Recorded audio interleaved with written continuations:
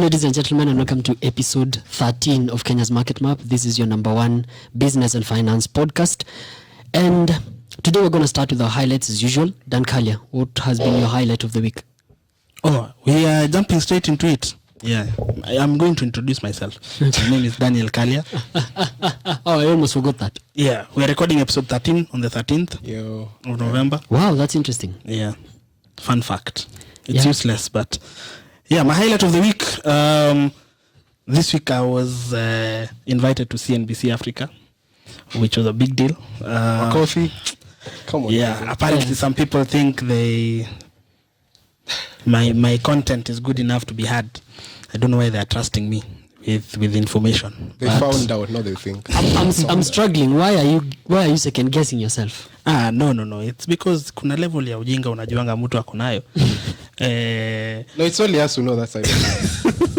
People outside here take you very seriously. So what was the conversation on CNBC? It was on CRB, the delisting, the suspension of listing of guys from the CRB and what impact it might have on the lenders. Yeah. Well, interestingly enough, James Mwangi was coming on after me. So you just had to mention it. I just had to mention. It's like, did you meet? Like, did you say hi? So they put James Mwangi after you. Yeah, they're like, kuna jamaa ngoja tupatie kwanza maoni. Feedback, then you can come baadaye. No, I was just cutting raising for James Mwangi. Easter, what was your highlight? Last week really, Kenya Power had the independent power producers supplying to Kenya Power. They've been forced sort of or compelled to come out sort of.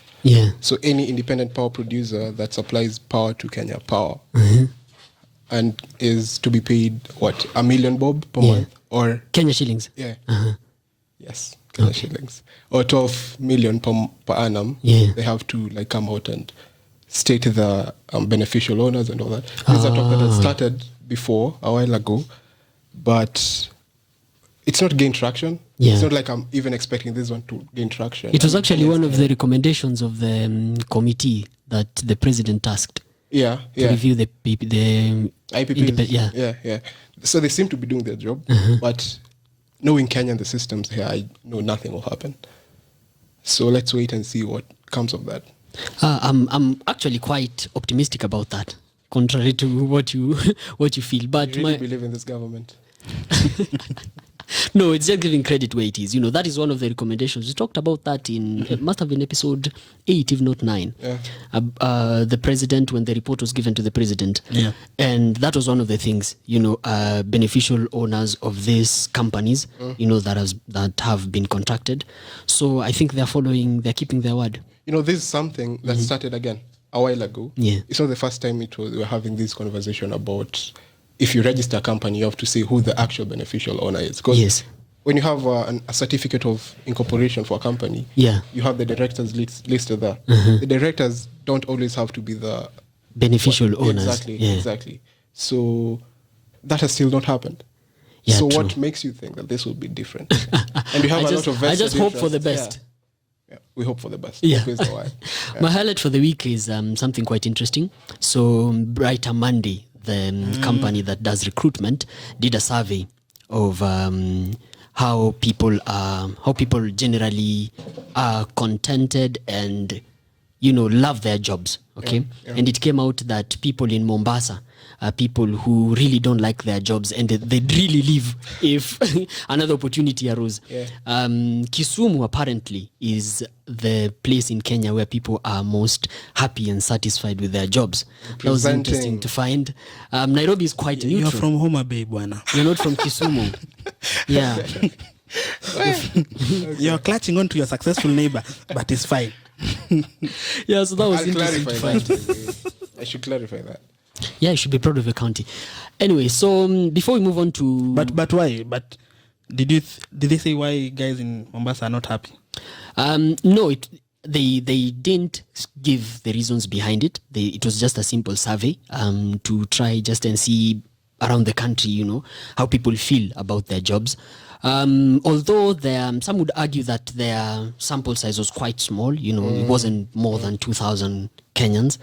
But then, you know, it's still considering the amount of work you have to do, to interview, more than 1,000 people, still substantive. Yeah. Okay. I think it was interesting, but contacting surveys are very cheap nowadays. Yeah. So it doesn't matter the population size. So what are you suggesting?